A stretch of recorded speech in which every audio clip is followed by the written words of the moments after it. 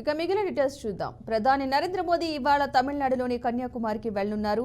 Swami Vivekananda rock మెమోరియల్లో నేటి సాయంత్రం నుంచి జూన్ 1న మధ్యాహ్నం 3 గంటల వరకు ధ్యానంలో కూర్చుంటారు.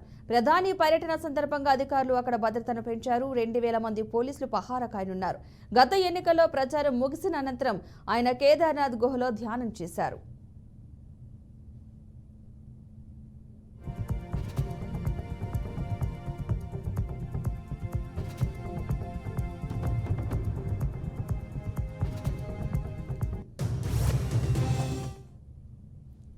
ప్రధాని నరేంద్ర మోదీ ఇవాళ తమిళనాడులోని కన్యాకుమారికి వెళ్లనున్నారు. స్వామి వివేకానంద రాయ్ మెమోరియల్లో నేటి సాయంత్రం నుంచి జూన్ 1న మధ్యాహ్నం 3 గంటల వరకు ధ్యానంలో కూర్చుంటారు.